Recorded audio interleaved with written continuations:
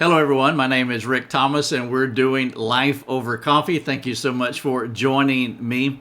I want to share with you a story, and the reason that I want to share this story is because just a few days ago, last week, I did a podcast, a video, I produced an article, and it was titled something like "A Lesbian Came to My Office and Received Help."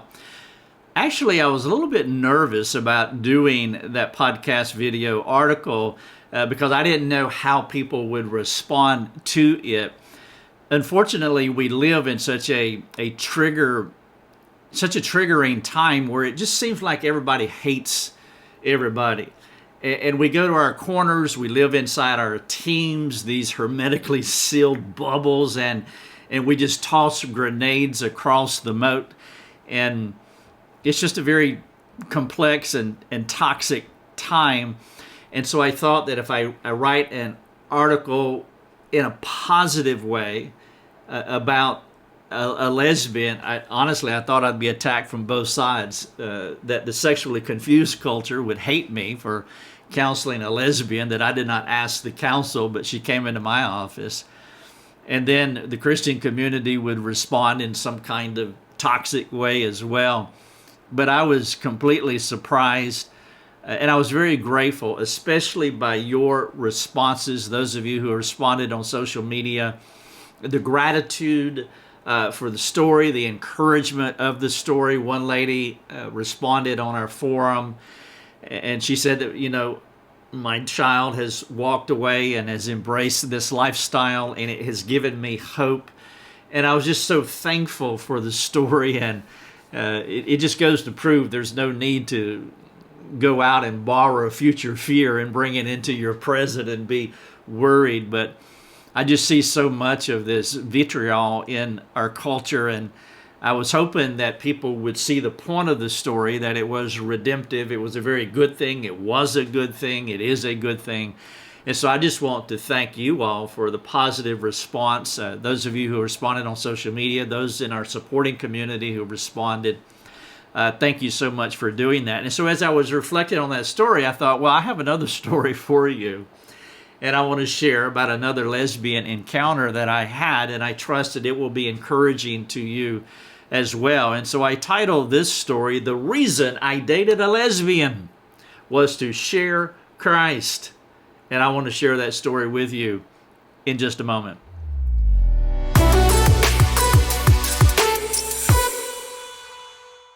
But first, I want to talk about the evolution of our ministry just for a few minutes. We started this ministry 14 years ago in 2008, and we make our plans and God orders our steps. And when I started the ministry, I was going to do biblical counseling for the rest of my life. Never retire. I've never had any intentions of retiring. As someone asked me, you going to retire? No. If I retired, I would just start doing what I'm doing now. And so retirement's kind of purposeless for me. But when I started the ministry, I was just going to do counseling forever. But again, we make our plans. God orders our steps. So I'm going this way, and then God starts moving me this way, and then we become a full-blown training ministry. And I'm so grateful for God's mind and how He directs us sovereignly, and I'm just very appreciative of that. And so where we are today is really a long ways from where we were. But the idea is still the same, and the idea is to share the practical message of Christ, whether it's to a counselee or whether it's to the world. And so we have a training ministry, and because of technology, we have the opportunity to go around the world every day. Today I have been all over the world, from Greenville, South Carolina. Praise God. The redemptive use of technology. There's an echo of omnipresence in technology, and so it allows us to take the message of Christ globally, and that is a very, very good thing. But as I have been thinking about our ministry, I've noticed that there is a middle space in our ministry that I've been praying about, and I want to take advantage of in the sense of serving you all. And what I mean by the middle space, let me explain it this way. Over here on this end of the spectrum of our ministry, we have millions of words in a read, watch, listen format, and they're all free. It's a buffet in a sanctification center, kind of a mixing of metaphors, but we have this free buffet where people can come and get all of these resources use them personally or use them as they serve others. And we're so grateful that we can produce these. Very grateful for our underwriters, our donors who are able financially to support our ministry, which enables us to give our product away. That is a fantastic thing. And then if you move on the other side of the spectrum, we have our mastermind program, which is our all online, intensive, intrusive discipleship training program where we teach people how to do biblical counseling. Now that's a little more involved, a little more laborious.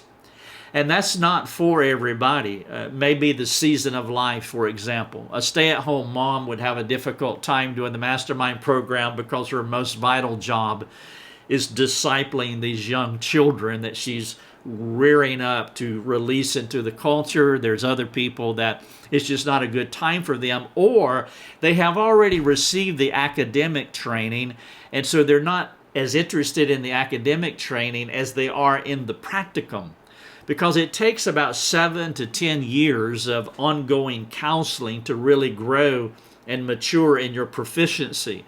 Now that includes academic, but it also includes doing the work of counseling. You can't be proficient without doing it for a long period of time. And so as I've thought about our ministry, from the free stuff that's so beneficial, and then from the intensive program that is for a select few, we have this middle space of people who want more than the free stuff. They want another set of eyes. They want a mentor, a coach. They want consulting. Whatever label you want to use here is fine. They don't want to do the mastermind program for whatever reason, and that's great. But they would love to have this come alongside coach here in this middle space on our spectrum. And that's where I have been praying and reflecting over the past few weeks. And we have provided that. We have several supporting members who actually come to our forums in a private setting, and we offer them another set of eyes. We coach them along. And so if you are a pastor, on pastoral staff leadership, if you're a small group leader, if you're a youth leader, if you do the work of counseling at your church, you do the work of counseling in a ministry, if you're just a Christian that wants to mature and would like to have somebody to coach them along. I was, Chad, one of our team members, was talking to Randall, a ministry leader who's doing the work of counseling, and he said he's just drowning out here all alone. And I thought, Randall, you need to be here, and let's build community here, and we would love to be an encouragement and a help to you. And so if you would like to check out this middle space, and if you have counseling situations that you would love another set of eyes and some coaching on, then all you have to do is to become a supporter of our ministry, and that will move you along and give you full access into our private forums. And then you can go in this private space and you can ask whatever question that you like. Now, what you may want to do to maintain anonymity is that you can flatten out all your questions, no real names and places, and just say Bill and Mabel are having a marriage problem, and here's some of the dynamics, and what would you advise? And so what we would do is we would respond to you in written format. We would also give you resources that would benefit you, and then of course I would do video responses as well, so that we can give you more feedback in a more 3D way. And so we would give you that kind of intentionality. And so if that is something that interests you, and you're in that leadership position where you would love a coach of sorts, a mentor, then consider becoming a supporter of our ministry, and we would love to serve you that way. All right, so I titled this, "The Reason That I Dated a Lesbian Was to Share Christ." And this was a story that happened some 30 years ago. It's when I was a single man during the 90s, and during that season of life, I had a very difficult time getting a job.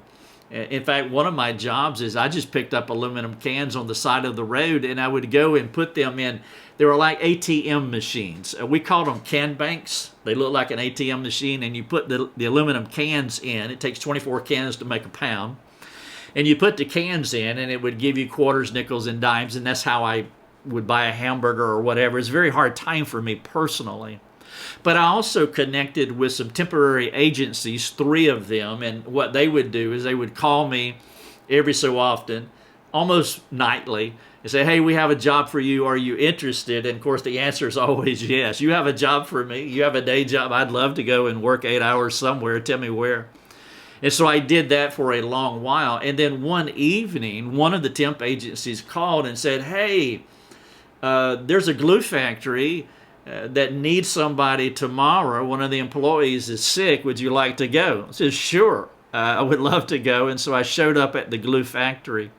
And I don't know what was going on with the employee, if they were sick or playing hooky, but they asked me to come back the second day. And would you like to come back? Absolutely. It's better than picking up aluminum cans on the side of the road. And then they asked me to come back the third day. And then they said, hey, we would like to hire you. And so they fired this employee. And again, I don't know what was going on. Don't even know the person, never met them. But they made the decision that they liked me, they liked my work, I seemed dependable, seemed like I had a good work ethic, and so it's like, we want you. I had a contract with the temp agency, and so I had to finish that contract for 90 days, and so I worked for the temp agency for 90 days at the glue factory. And then once I fulfilled the contract, the glue factory hired me, and I worked there for an entire year, and until I found another job that was bigger and better, and I took that job. But I was very grateful for that season of life that I had at the glue factory. And what I did actually is that we made glue, and so I picked up 50-pound bags of resin all night long. Think of resin like peanut brittle. It is sticky, little pieces of hardened glue, I guess. And I would pour it into these humongous vats, like 5,000-gallon vats that was full of fire. And so the dust of the resin, and it would come up all over you, and I'm pouring it in this hole, and then it would come out as glue in these dispensers down in the basement. And that's a simplified version of what I did for a year. And so I was really buff. I was really fit. And in that way, it was a very positive experience. So there were about 30 employees at this glue factory, and 3 of those employees were practicing lesbians. And I was thankful for the job, and I was grateful to have my workmates, because when you're working at a dead-end job, there's no mental strain whatsoever. Then your workmates become very important to you because it gives you conversation.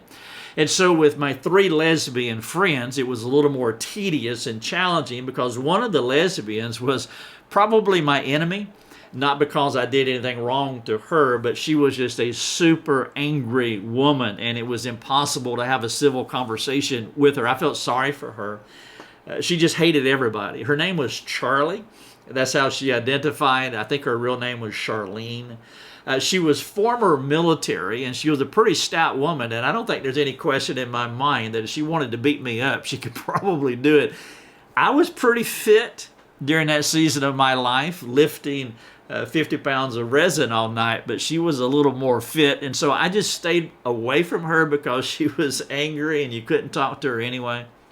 And then the other lesbian lady, she was, let's say, under the management of medication, and so she was mostly incoherent, and she was hyper insecure. I think her name, it seemed like it started with an M, maybe Melanie or Melissa, something like that. And I felt sorry for both of these ladies for different reasons, because again, in a dead-end production job, it's just a mind-bending bore, and so your workmates can make all the difference in the world. And so there was a third lady that worked there who embraced the lesbian lifestyle. Her name was Lori, and Lori was super social. She was easy to like, she was fun to engage with in conversation, and we talked about all sorts of things throughout the night as we did our job. Now, because I'm a Christian, and you know this as well, but I mean, there is a tension working in an unregenerate environment, and so picking friends can be problematic. But this is where we have an advantage as Christians, because we're operating from a position of strength. And what I mean by that is we can befriend anyone for the gospel's sake with an evangelistic mindset and with a heart that looks out over Jerusalem and just weeping for the souls that need Christ and a burden that motivates you to want to share Christ. We are truly operating from a position of strength. And so we have the opportunity, even in a work environment, even when some of the relationships are a little bit difficult, God can open a door with some people who are ready to converse with you. And so as you engage in those relationships, who knows? Maybe you would be able to share Christ with someone. And that is exactly what happened with Lori. I immediately struck up a relationship with her. And as that was happening, I was asking God to create an opportunity to share Christ with her. And of course, God was merciful, and that is exactly what happened. We hit it off. We enjoyed being with each other. We enjoyed talking to each other. She was funny. She was as nutty as I am. Her humor and the way she perceives life is as twisted as mine, and so we could see humor and enjoy things, and it just is like a hand in a glove. And so I really enjoyed interacting with her, even though in some significant ways we were as opposite as oil and water and darkness and light. But she was curious about my religion, and I was curious about her life, her lifestyle, particularly her lesbianism. This is something that has always been in me, and that is a natural curiosity. Now, back then in the early 90s, I had never heard of the word biblical counseling, and so I didn't have a category for it. I didn't have a category for doing what I'm doing today. But as I look back on it, that same way about me, curious about people, is really one of the essential aspects of what makes a counselor a good counselor. You really have to have an interest in people. And so looking back, and I've always been this way, long before this particular story that I'm sharing with you. I was this way as a child, but when I met Lori, nothing changed. I was just very curious because I'm a curious individual. My curiosity is in one specific niche. It's always about people. It's always about the psyche. It's always about the human soul. And so I was very curious about her, and she was allowing me to have a conversation with her. And so it was one of those rare moments where you have unlimited time with a lesbian, at least while you're at work. Now, of course, that also created some tension, because actually there's two tensions. One tension is that you want to give yourself to your employer, and you want to work with integrity. You want to have a good work ethic. You want to spread the fame of Christ through the work that you produce. But then this other tension is you want to share the gospel with this person, and so there can be some conflict, but the conflict was easy to reconcile. All I had to do was just ask her out on a date. And so I could work hard at work, and then we could go out on a date, and I could be evangelistic. And so after a few weeks, I mustered up the courage. I'd never done this before. Ask a lesbian on a date. And so I asked her out, and she said yes. She said yes. I mean, praise God. And so we dated 3 or 4 times. One time we went on a picnic. We got off at 7 a.m. We went and got like some subs or something. We're always in a public space, but we went to a park and we sat out on the grass and ate and talked and enjoyed each other. One time we played basketball. Some of the other folks from third shift came and we played basketball. One time we went to the Pizza Hut. Another time we went to another restaurant, Ruby Tuesdays. And so we got along nicely. And also there was no temptation to sin sexually with Lori, because we both like girls. I mean, she's not into guys. And so it was really a safe conversation. And so we stayed in public spaces, and there was no temptation whatsoever.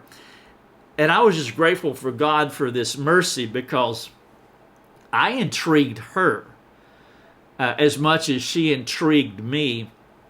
And so we wanted to know each other. Now, my ultimate goal was to understand her. I wanted to figure her out and what was happening inside of her, in her head, in her psyche, in her soul. And what I hoped to do was to give her a better perspective on life and religion. And I don't know if you're like this or not, but when I meet somebody, I'll use a metaphor of a game. It's not a game, but I'll use this metaphor. It's like a game in the sense that I'm looking for doors of opportunity to, like, which door can I walk in? Where is the thread that leads to the conversation that will eventually permit me to present Christ to them? So it's always trying to figure out a person and to find that door, kind of like a competitive event, kind of like a game.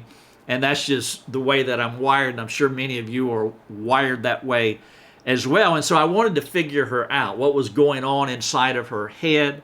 And I wanted to give her a better perspective on life and religion. See, her understanding of Christians is that Christians hated her.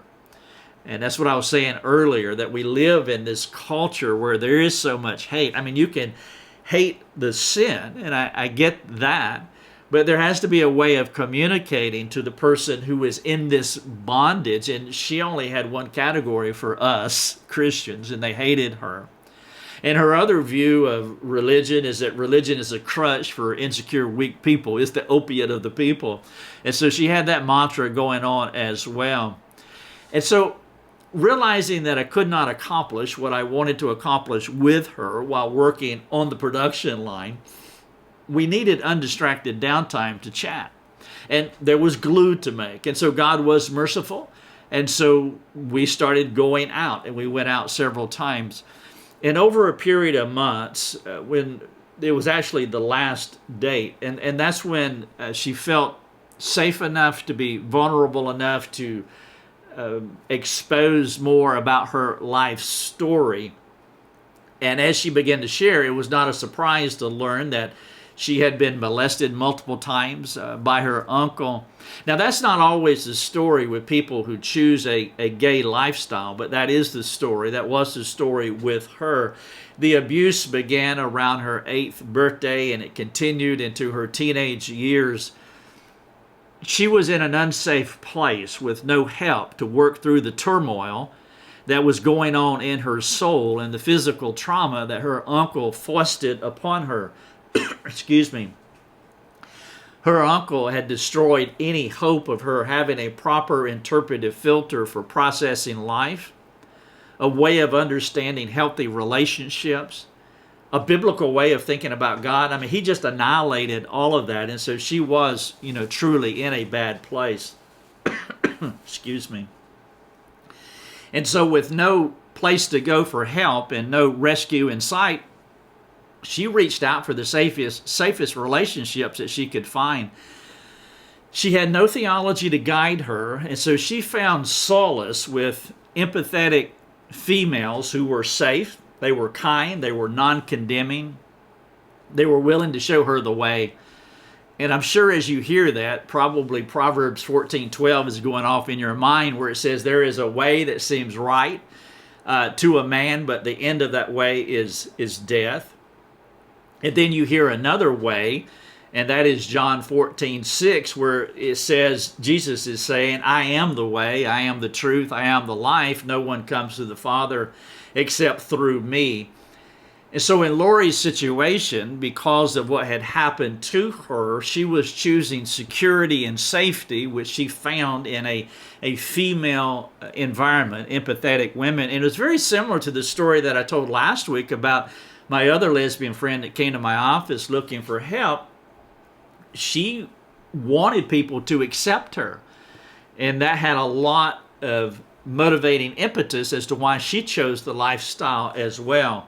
And so Lori, because of the abuse that happened to her, she found a group of people. And that tends to be what happens. When you are hurting inside, you just start gravitating towards something, and eventually you'll find it. And many times it's not what you need, and ultimately it's not something that's going to satiate the deepest longings of your soul. And so she was caught, but in her world it was secure. So here we are at Ruby Tuesdays. It was like the last time that we met together, and this was the day that I presented the gospel to her, and it took a lot of napkins to sketch it all out. And again, as I reflect back some 30 years, I didn't have a category for biblical counseling, but that is how I counsel. I sketch out all of my counseling sessions. I have 125 plus infographics on our website, and all of those were pieces of paper once upon a time where I chicken scratched pictures to visually illustrate spiritual truths, and then I built them out to something more legible in these infographics on our website. And I was doing that here with Lori, having no idea that I'd be doing this all of my life. And so it took a lot of napkins to sketch out these concepts, these spiritual concepts. We spent 2 hours walking through the complexity of sin, the choices that we make, why there is a Savior. And Lori cried. And I cried too, as I typically do. She was as open as anyone that I had ever spoken to about the gospel, and she was more caught than most people that I've ever talked to about the gospel. Caught in the sense of Galatians 6:1. If any person is caught in a transgression, you who are spiritual, restore them in a spirit of gentleness. She needed restoration because she was desperately caught. And so we finished the conversation, and she decided, at least for that time, to choose sin, the way of death, over the way of Christ, the truth of Christ, the life that Christ offers to us. And I understood. I mean, I get it, and I'm sure you do too. The Lord was just too much of a risk. It's more of a risk than she wanted to take at that time. It's safer to dance with the devil that you know than to take a chance with God. Sometimes I'll use the analogy of a trapeze artist, that they're holding on to this bar, and that is safe and secure. And in order to grab that bar, the other bar, they have to let go. And that is the risk of faith. I have to let go of this while simultaneously choosing that. And so this will give me freedom, but I have safety here. And sometimes we will choose security. We prefer security over freedom. And when push comes to shove and the choices are clear, most times we will grasp for security. We see that in our culture today. We have just came out of a pandemic, and there are many people that they want the security, that the faux security that the government purports that they will offer, and they will choose that security over freedom. I will give up my freedom to the government if you will provide me security.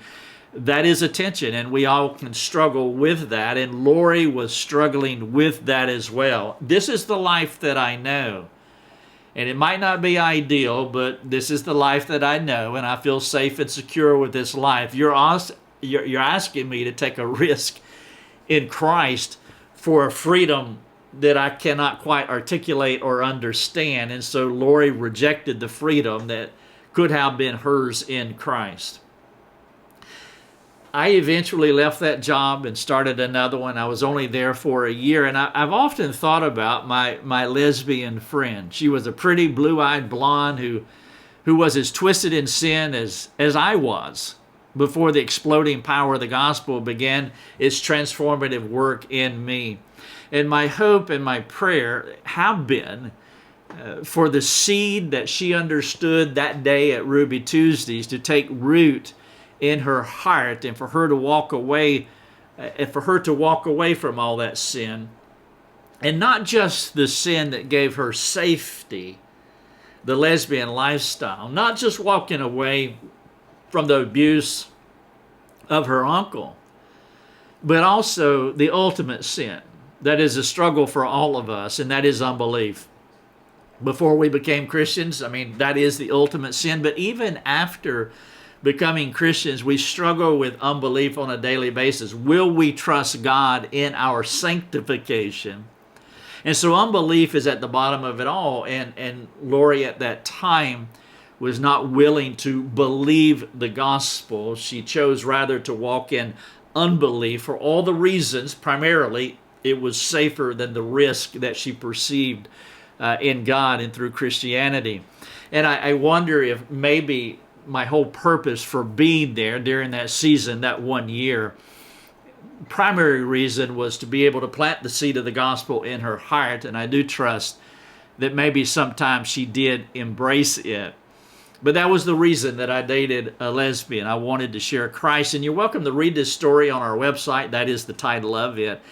You can watch the video, you can listen to the podcast. But before I finish, I do want to ask you a few questions, and maybe this will help you to continue to reflect upon this. And the first one is, what are your thoughts about my story? And then the follow-up is, would you be willing to share this story with a friend? Now, you can share the podcast, the video, the article, or just retell it as you understand it. And I trust that you would appeal to your friend to enter into a delightful and reflective conversation about this, because there's a lot here, and I trust that the Spirit of God would illuminate your mind and really start teasing out some thoughts, and where you can enter into a conversation with another person. That would be great. Number two, is there someone in your life, or is there a people group in your life that you disdain so much that you refrain from sharing Christ with them? This goes back to what I had mentioned about our lack of civility, and as we go to our corners and we get in our hermetically sealed teams and launch grenades across the moat toward those people that we disdain. Is there someone in your life that you disdain so much that you refrain from sharing Christ? Is there a particular people group that you think that way about them? Now, maybe you can think about the book of Jonah. That would be fantastic to think about and tie this to the question that I'm asking you, because Jonah had that attitude toward the Ninevites. He'd rather die than tell them about God. He'd rather go to Tarshish than to tell them about God. Two more. Number three, who is one person that you can talk to today about Christ?